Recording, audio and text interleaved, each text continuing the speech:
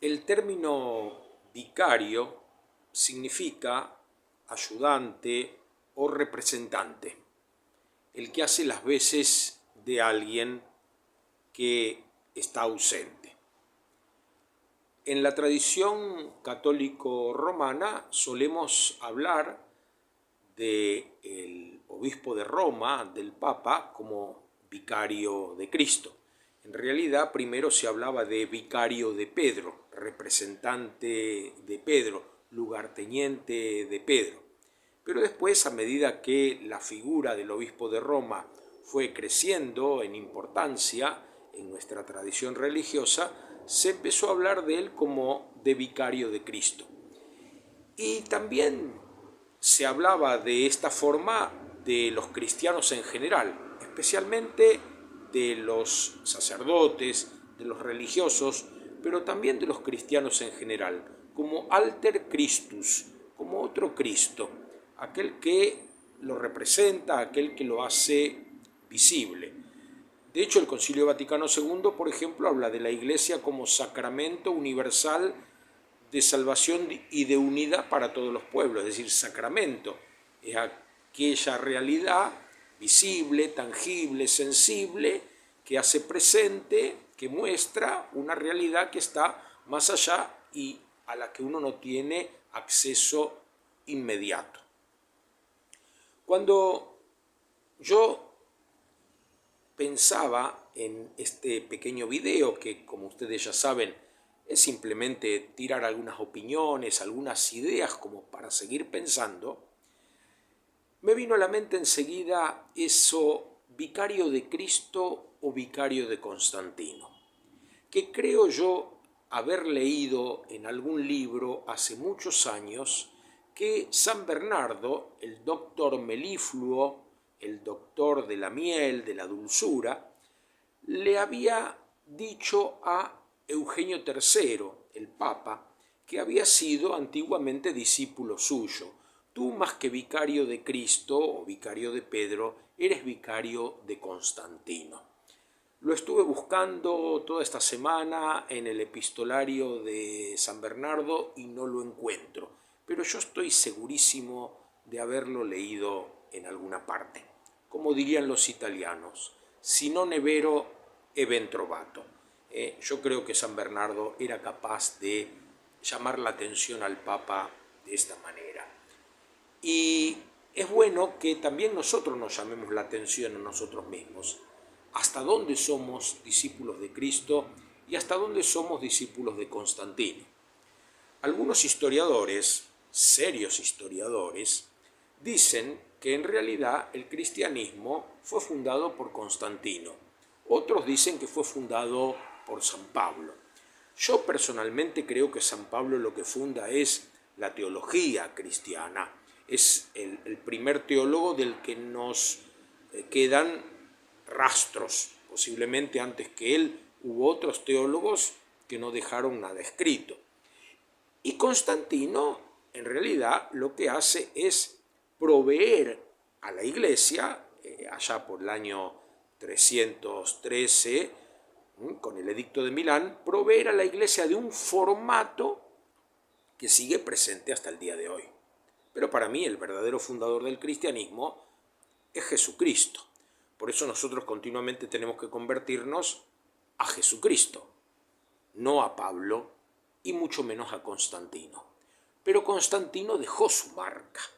De hecho, los primeros templos públicos que tenemos, las famosas basílicas romanas, eran edificios gubernamentales, por eso se llaman basílicas, casas del basileo, del rey. Muchos de nuestros gestos son propios de la corte, la genuflexión, las procesiones, las postraciones. Muchas de las vestiduras que usan nuestros ministros ordenados, la dalmática, la mitra, o elementos de la liturgia, el palio, el incensario, son propios de la corte constantinopolitana. Hasta el día de hoy, nuestras iglesias, nuestros templos, siguen, quien más, quien menos, teniendo el mismo formato. A mí me ha pasado más de una vez ir a ver una iglesia que se construía nueva, esperando encontrarme con otra forma en la arquitectura que permitiera celebrar mejor el actual ritual de nuestra Eucaristía, y sin embargo me encontraba más o menos con réplicas de lo mismo. Y no solamente nos pasa a nosotros.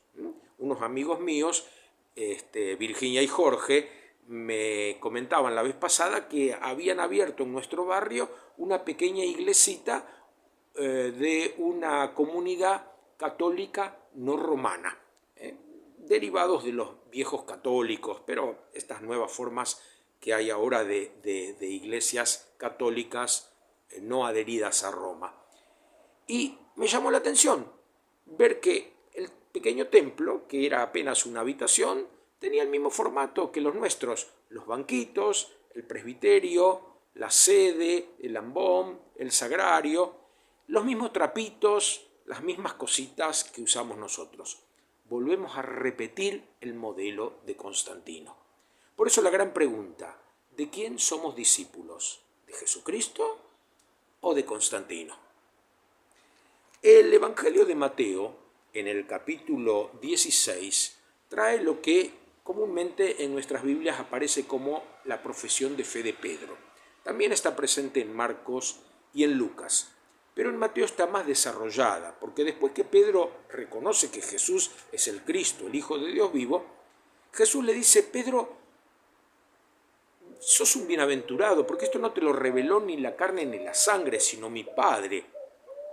Y dice: Pedro, tú eres piedra, y sobre esta piedra edificaré mi iglesia, y las puertas del infierno no prevalecerán contra ella. Y le entrega las llaves a Pedro. Los católicos romanos tenemos una interpretación de este texto que está condicionada por nuestra tradición. Pero si nosotros vamos, por ejemplo, al Sermón 76 de San Agustín, Agustín dice: tú eres Pedro, pero yo soy la piedra, Jesús es la piedra. Pedro deriva de piedra, dice Agustín, como cristiano deriva de Cristo. Entonces, volver a pensar que tanto el obispo de Roma como cualquiera de nosotros somos representantes de Cristo, somos vicarios de Cristo, pero Él es la piedra, Él es el centro, Él es el modelo, el único modelo. Pedro, Pablo, el discípulo amado, la misma bienaventurada Virgen María, San José, son ejemplos para nosotros, pero modelo, el único modelo es Jesucristo. Él es la piedra, y sobre esa piedra debemos cada uno de nosotros poner nuestros cimientos. Cuando uno hace una interpretación bíblica, comúnmente hace un recorte, lo que llamamos un párrafo o una perícopa si se trata de un espacio litúrgico. Cuando interpretamos el capítulo 16 de Mateo, del versículo 13 al versículo 20, hacemos un recorte que tiene sentido, pero es un recorte artificial. Si vamos al texto y seguimos leyendo, después de esta profesión y de este hablar de la piedra sobre la que hay que poner los cimientos, que es Cristo, el Señor habla de su pasión. Y Pedro dice: jamás, esto no puede suceder. Entonces ahí es donde Jesús le dice: Pedro, eres un Satanás, ponte detrás de mí, alíñete a mí, lo que comúnmente solemos citar en latín, va de retro Satanás, ponte detrás de mí, no apártate, no aléjate, sino vuelve a ponerte como un seguidor mío, que esa es la actitud propia de un discípulo. Entonces, cuidado con estos recortes. Cuando nosotros recortamos y nos quedamos ahí, nos olvidamos de lo que sigue. Pero lo que sigue es este llamado de atención. Ojo, no seas discípulo de Satanás. Y a nosotros nos dirá: ojo, no seas discípulo de Constantino o de alguno de los otros, Carlomagno y demás, que dieron formatos a la iglesia a través del tiempo. Pero muchos de esos formatos tienen poco que ver con el Evangelio. tenemos que convertirnos nuevamente al Evangelio. Para mí, la figura del obispo de Roma es clave en el catolicismo romano, porque la Iglesia de Roma es la que está llamada a unir en la caridad a todas las demás iglesias, respetando la diversidad y armando una unidad que no oprime, que no deja en la oscuridad las riquezas de las otras iglesias, sino que las potencia. Estamos todos unidos en esa Iglesia de Roma presidida por su obispo, el Papa. Qué interesante que el Papa Francisco, cuando comienza su ministerio petrino, respeta el Evangelio propio de ese día, la fiesta de San José, y habla de la figura del Papa y de todos los cristianos como custodios, como guardianes de los demás. No elige este texto de Mateo 16 como se suele hacer cada vez que un nuevo Papa toma ese servicio a su cargo, sino que se queda con el Evangelio de José como custodio. Qué interesante. Volvamos al Evangelio. Pongamos una vez más nuestros ojos, nuestro corazón sobre la piedra que es Cristo. Cuando yo era chico, mis padres compraron una casa en un barrio habitado fundamentalmente por hermanos evangélicos, bautistas. Y era muy común que atacaran a la iglesia y sobre todo al Papa. El Papa identificado con aquel monstruo con 7 cabezas y 10 coronas, con el número 666. Continuamente lo estaban atacando. Hoy día veo que los ataques que recibe el Papa vienen fundamentalmente de nosotros mismos. Y creo que en esto tenemos que llamarnos a reflexión. Una cosa es no estar de acuerdo con el Papa porque designa a una tal o cual persona para estar al frente de una diócesis o para formar parte de un equipo de trabajo en el Vaticano. Una cosa es no estar de acuerdo con el Papa en alguna preferencia política o no sé. En esto podemos diferir, pero de ahí a llamarlo zurdo, comunista, hereje, como yo he visto en algunos lugares, me parece que nos estamos yendo del camino. Sumar, nunca restar. Multiplicar, jamás dividir. Y siempre sobre la piedra, que es Jesucristo el Señor.